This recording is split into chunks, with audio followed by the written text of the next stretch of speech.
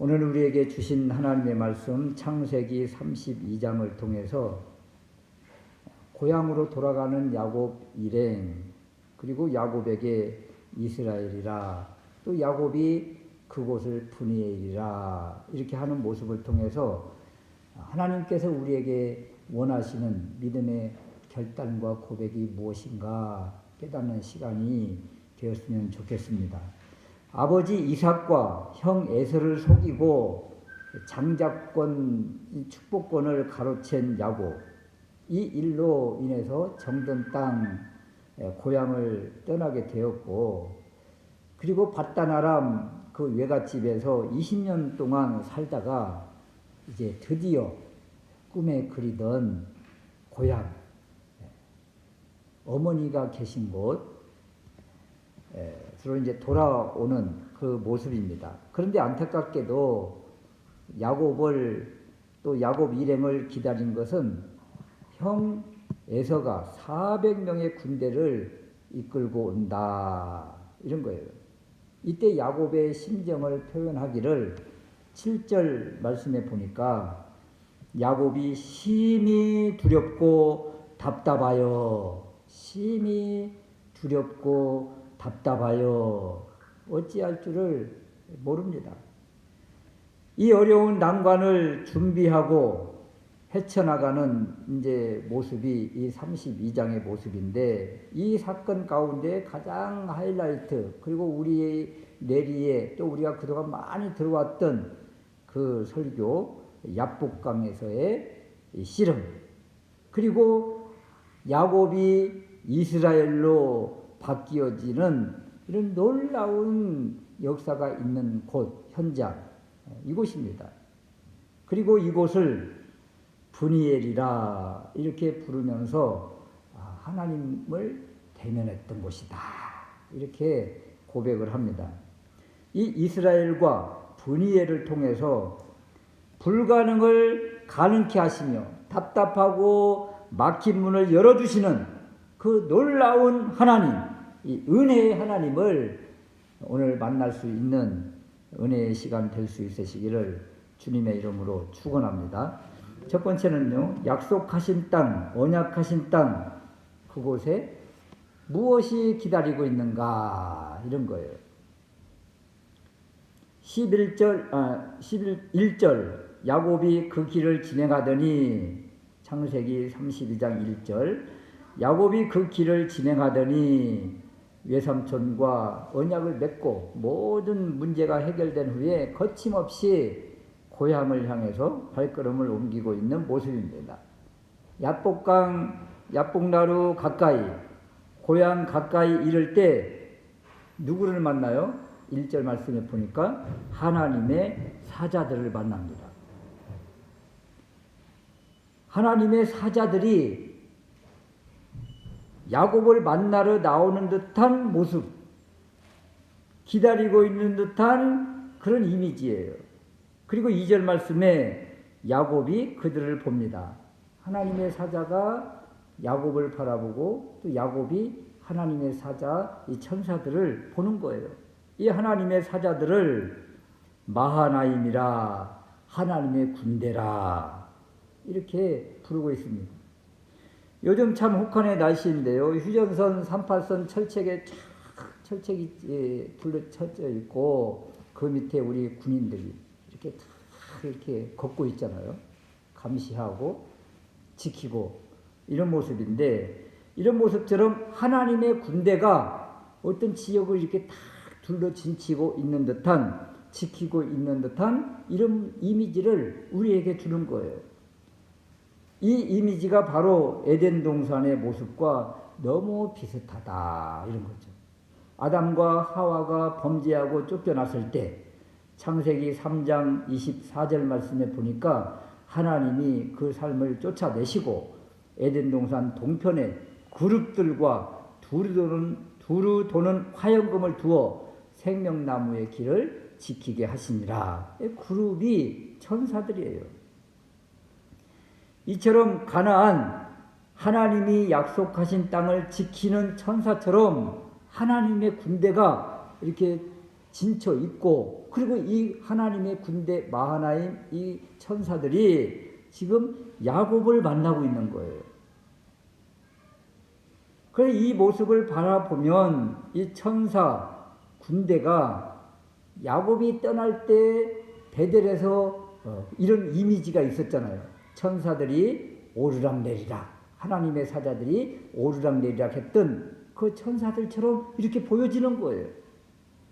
그래서 이 하나님의 사자들이 하나님께서 약속하신 땅, 언약의 땅, 이곳을 떠나버린 야곱, 아담과 하와가 에덴 동산을 떠나게 되고, 가인이 동방으로 떠나게 되고, 니므롯이 동방으로 가게 되고, 이렇게 동방으로 떠났던 그런 사람들처럼 야곱도 동방으로 떠나고 말았어요. 밧단 아람으로. 동방으로 떠났던 이 야곱이 언제나 돌아올까? 이 하나님의 사자들이 기다리고 있는 듯한 그런 모습. 언제나 오려나 이렇게 기다리고 있다가 지금 야곱이 딱 오는 모습을 바라본 거예요. 그리고 서로 마주쳐서 지금 보고 있는 이런 모습이죠. 이런 관점을 신약적 관점으로 바라보면 누가복음 15장에서 아버지 집을 떠났던 둘째 아들이 타국에서 허랑방탕 이렇게 살다가 돌아올 때의 모습, 그 아버지가 이 나간 아들 언제나 돌아오려나 기다리다가 멀리서 어떤 사람이 오는 듯 피쩍피쩍거리며 오는 듯 보이는데 내 아들이다 하면서 달려나가서 맞이하는 듯한 이런 이미지가 지금 야곱이 타국에 있다가 밧단 아람에 있다가 외갓집에서 고생하다가 돌아올 때의 이미지가 너무 비슷한 거예요. 이 모습을 바라보면 어떤 생각이 들어요? 아, 하나님이 계신 곳, 하나님과 약속하신 곳, 또 하나님 아버지께서 기다리신 곳, 이곳으로 빨리 돌아와야 되겠다. 아버지 집으로 빨리 가야 되겠다. 세상에서 방황 이제 그만하고 세상 일에 너무 빠져있지 말고 아버지 하나님이 기다리시는 곳, 우리 주님이 기다리시는 이곳으로, 그곳으로 빨리 가야겠다. 그러려면 내가 있는 자리가 주님이 원하시는 그 자리인지 먼저 살펴봐야겠죠. 아, 여기 주님이 원하시는 자리가 아니다. 주님이 기뻐하시는 자리가 아니다. 그러면 벌떡 일어나서 주님이 원하시는 그 자리, 주님이 계신 그곳으로 빨리 돌아가야 되겠다. 이렇게 돌이킬 수 있는, 그리고 자기의 자리를 늘 확인할 수 있는 그런 은혜가 있으시기를 주님의 이름으로 축원합니다. 그런데 하나님의 군대, 하나님의 사자, 천사만 기다리고 있는 곳이 아니잖아요. 지금 우리를 힘들게 하고 두렵게 하고 머뭇거리게 하는 에서라는 존재가 있습니다. 6절 말씀에 사자들이 야곱에게 돌아와 가로되, 여기 사자는 야곱이 먼저 형에게 보냈던 종들이에요.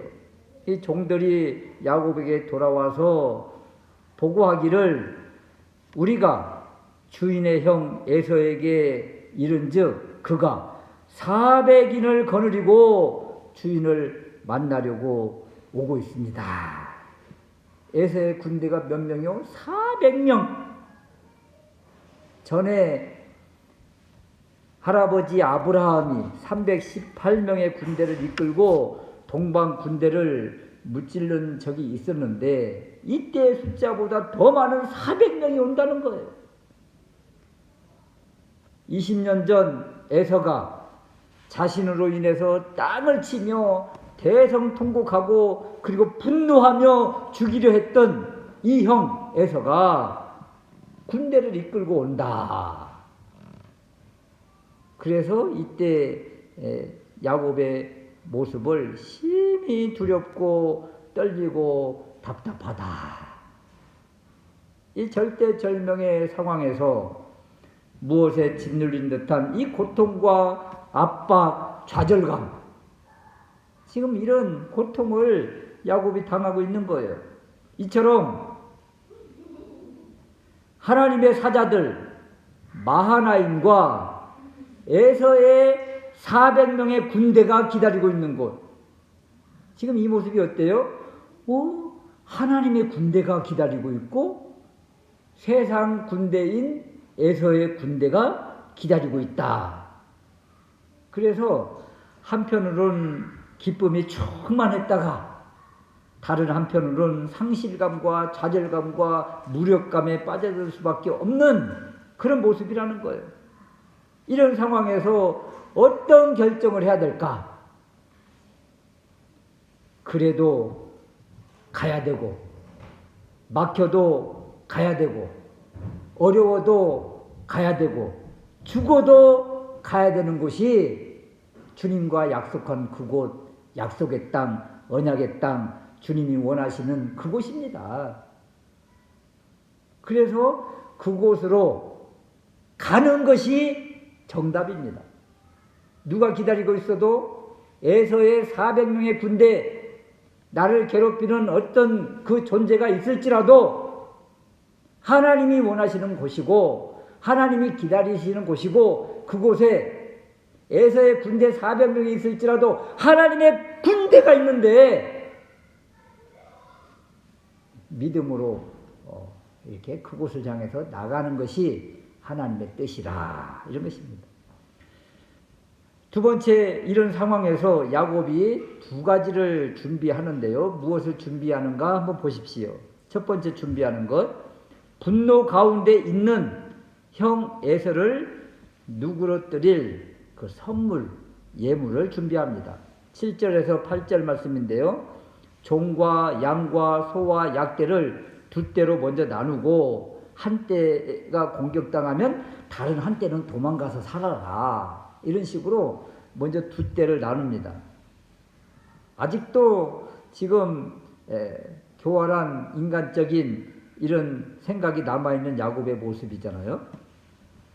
또 13절 이하에 보면 형을 위한 예물, 선물을 준비하는데 어마어마하게 지금 준비를 합니다. 암염소가 200이요, 수염소가 20이요, 암양이 200이요, 수양이 20이요, 약대가 30이요, 암소가 40이요, 황소가 10이요, 암나귀가 20이요, 나귀 새끼가 10이라.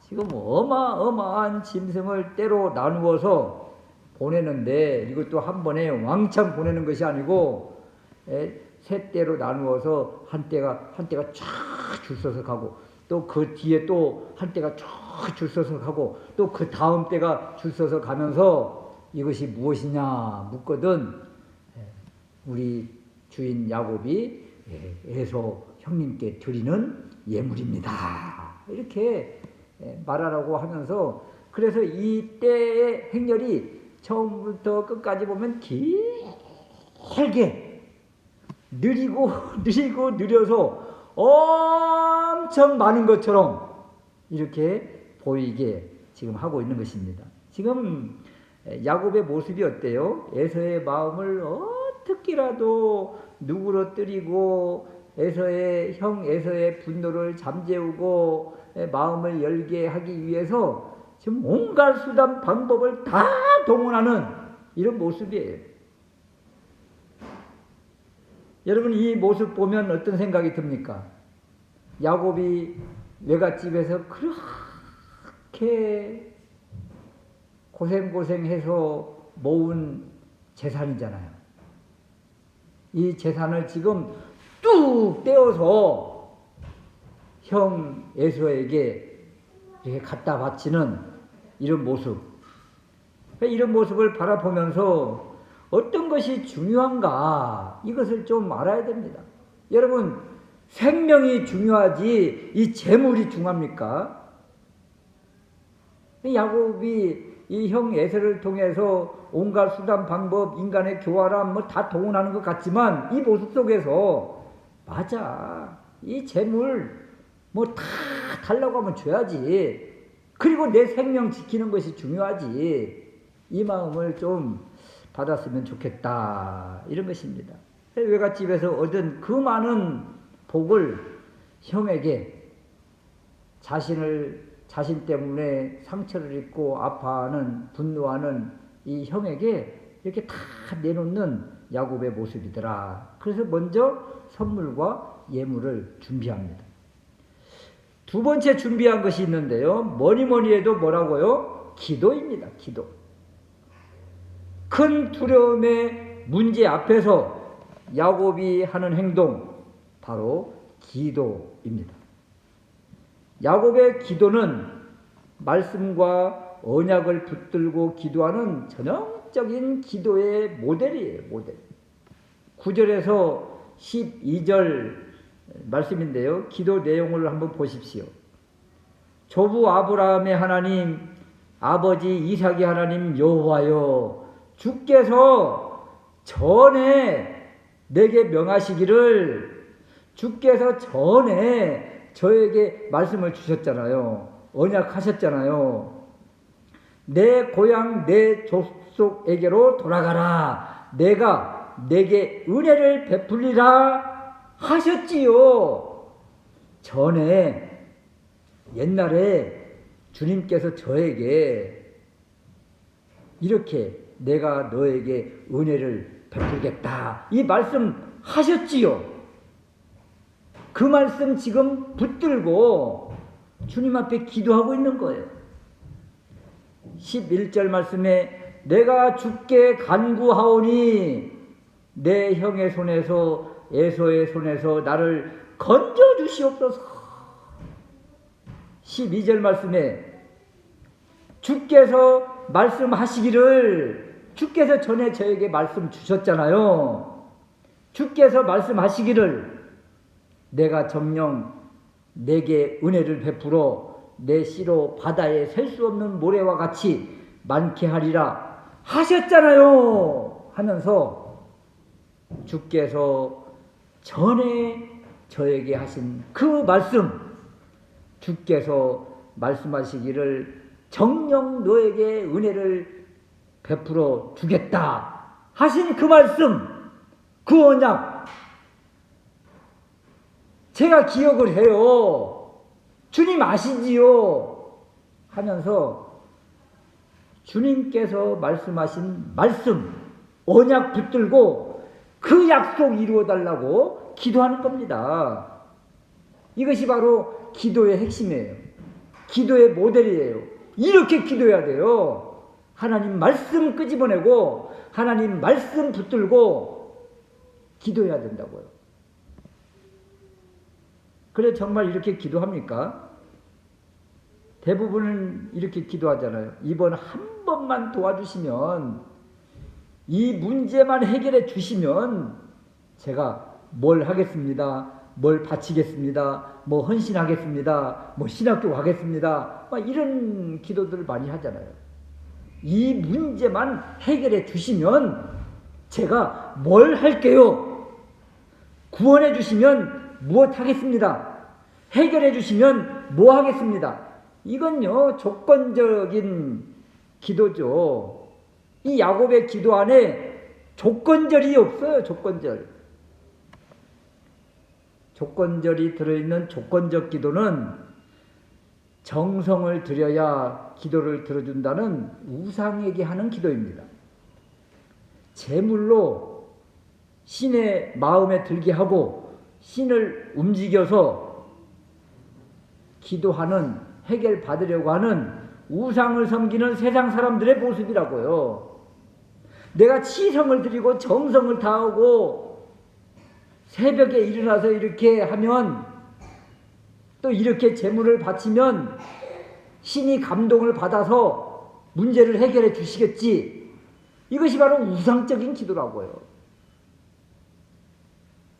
야곱 이 위기 앞에서 심히 두렵고 떨리고 답답한 이 문제 앞에서 말씀, 언약을 붙잡고 기도하더라. 이 기도가 하나님의 은혜를 끌어내린 것이고, 하나님의 은혜로 에서의 마음, 형의 분노가 사라지고 누그러뜨려지고 마음이 녹아내린 것입니다. 야곱이 교활한 작전으로 그 많은 선물을 에서에게 드려서 에서의 마음이 풀어진 것이 아니라는 것입니다.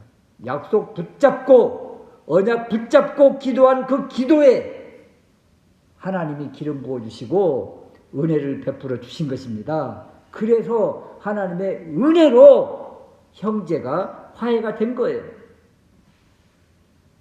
그러므로 선물과 수단 방법을 가리지 않는 인간적인 계약이 성공한 것이 아니라 무엇이 성공한 것입니까? 기도가 성공한 거예요.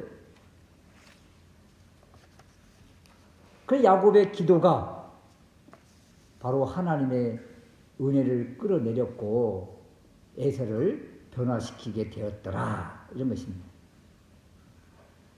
그러므로 심히 두렵고 떨리는 문제 앞에서 우리가 해야 될 것, 그것은 바로 말씀, 언약 붙잡고 기도하는 것입니다. 이 기도가 하나님을 감동시키고 하나님께서 그 문제를 해결해 주시더라, 이런 거죠. 세 번째 우리가 생각해 볼 말씀이 이제 야복 나루에서, 야복강에서의 씨름인데, 우리가 너무도 많이 들어온 그 말씀이잖아요. 그 배경이잖아요. 이것이 우리에게 주시는 진정한 메시지, 하나님의 뜻이 무엇일까, 이런 거예요. 24절 말씀에 야곱은 홀로 남았더니 어떤 사람이 날이 새도록 야곱과 씨름하다가 이길 수가 없다는 생각이 들어 야곱의 환도뼈를 쳤더니 야곱의 환도뼈가 위골되었다. 이 사건입니다. 우리는 문제를 만날 때 야곱이 야복강에서 하나님과 밤새도록 씨름한 것처럼 어떤 소나무 하나 붙잡고 밤새도록 씨름해서 뿌리를 뽑아야, 그리고 이렇게 야곱처럼 간절하게 생명을 내놓고 치열하게 철학 기도해서 응답을 받아야 된다. 이 야복강의 씨름의 사건을 이렇게 생각하는 경우가 많습니다. 그런데요, 기도는 이미 끝났습니다. 9절에서 12절 말씀 속에서 야곱의 기도는 끝났어요. 이 기도와 그 밤에 한 씨름과 이것을 같이 연관을 지으면 우리가 그렇게 치열하게 씨름하듯이 기도해야 됩니다. 이것이 맞지만 이미 기도는 끝났고요. 그 다음 사건이 바로 이 야복강의 나루에서의 씨름 사건이라는 거예요. 그래서 이 씨름은 기도와 다른 것이다. 기도와 분리해서 생각해야 된다, 이런 것입니다. 씨름 후 환도뼈가 위골되고 이름이 야곱에서 이스라엘로 바꾸어진 후에 야곱의 고백을 보십시오. 씨름 사건 이후에 야곱의 고백이에요. 30절 말씀에 이곳 이름을 브니엘이라. 이 브니엘의 뜻이 무엇입니까? 내가 하나님과 대면하여 보았으나 내 생명이 보존되었다. 이렇게 고백되어지는 말이에요. 하나님과 대면하여 보았다. 그런데 내 생명이 보존되었다. 그러면 브니엘, 이 야복 나루에서, 야복강에서의 이 씨름 사건에서 기억해야 될 것이 무엇입니까? 하나님을 만났다. 그리고 하나님을 만났는데 생명이 보존되었다. 여러분, 하나님을 만나고 살아남을 수 있는 사람이 있습니까? 밤새도록 붙잡고 씨름하면 살아남습니까? 야곱이 밤새도록 씨름해서 얻은 이름이 뭐예요? 이스라엘. 여기에 이스라엘이라는 이름이 이제 처음 등장한 거예요. 이스라엘. 하나님과 및 사람들과 겨루어 이겼다. 하나님과 겨루어 이기고 사람과 겨루어 이겼다. 야곱의 인생이 어떤 인생이에요? 이런 인생이었어요. 험난한 인생, 처절한 인생, 치열한 인생. 아버지를 속이고 형 에서를 속이고 외삼촌 가정에서 치열하게 살았고, 그리고 하나님과 야복나루에서 겨루어 싸우는 인생. 이런 인생을 야복강에서의 이 실험 사건 이후에 이스라엘로 바꿔주신 거예요. 어떤 인생으로요? 이제 이겼다. 하나님과 및 사람들과 겨루어 이겼다. 그리고 밤새도록 싸운 이로부터 축복을 받고서야 깨닫습니다. 아, 내가 하나님을 대면하였구나. 그래도 살았구나. 이것이 은혜로다. 야곱을 보십시오. 야곱은 하나님이 약속하신 이 땅에 들어가는데, 하나님을 만나는데 지금 어떤 일이 일어났어요? 치열한 싸움. 생명을 내놓는 싸움. 그리고 이 환도뼈가 위골되었다. 엄청난 부상을 당한 거예요. 부상을 당하고서야 복을 차지하고 길이 열립니다. 그리고 약속의 땅에 들어갑니다. 하나님을 만나고 하나님과 씨름하고 부상당하고 밤새도록 씨름하고 그리고 나서야 길이 열렸다는 거예요. 야곱의 인생을 보니까. 그래서 이 야복나루에서의 씨름의 모습을 바라보면서 우리도 이렇게 씨름을 해야 된다. 하나님을 맞잡고 싸워야 된다. 이게 말이 됩니까? 오늘 신약적 관점으로 이렇게 적용하면 이상한 말씀이 되는 거예요. 하나님 만나기 위해서 이렇게 처절하게 씨름하고 싸워야 됩니까? 우리는 야곱보다 못한 사람이에요. 사실은 야곱보다 더 자격이 없어서 야곱처럼 야복나루에서 해결받으려고 하면, 야곱처럼 해결받으려고 하면 생명이 10개라고 해도 100개라고 해도 할 수가 없어요. 그래서 야곱처럼 야복강에서 처절한 밤새도록 철야 기도한 것처럼 그렇게 해야 하나님을 만납니다. 이렇게 우리에게 적용하면 이 의미가 잘못 적용되는 의미라는 뜻이에요. 우리도 목숨 걸고 싸워야 한다고 하면 뭐 강호동처럼 뭐 씨름을 잘할 수가 있나요? 또 이런 자신이 있습니까? 그런데요, 하나님이 우리에게 주신 최고의 무기가 있다는 거예요. 우리는 이렇게 싸우지 않아도 된다는 거예요. 우리 대신 싸워주시고 내 대신 죽으신 분이 계시다는 거예요. 우리가 피 흘려 싸우고 죽어야 해결될 일을 십자가에서 대신 해결해 주신 분 누굽니까? 우리 주 예수님이 계시다는 거죠. 죽을 수밖에 없는 우리, 하나님을 대면하면, 야곱처럼 하나님을 대면하면 즉사할 수밖에 없는 우리가,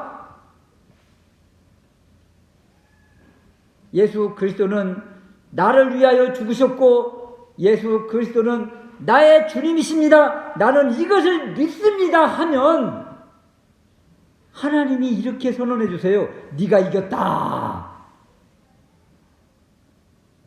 그리고 약속의 땅에 들어갈 자격이 주어지고 문이 활짝 열리고 하나님을 대면하게 되는 것입니다. 그래서 여러분 하나님 만나기 위해서 야곱처럼 야복강에서 치열하게 싸워야 됩니다. 이 말처럼 이렇게 하고 싶어요? 아니면 저 대신 야복나루에서 치열하게 싸워주시고 대신 죽으신 그 예수님을 저는 믿습니다. 이렇게 하면서 그 문을 여는 출입문의 그 비밀 코드를 탁 누르고 들어가는 것이 나아요.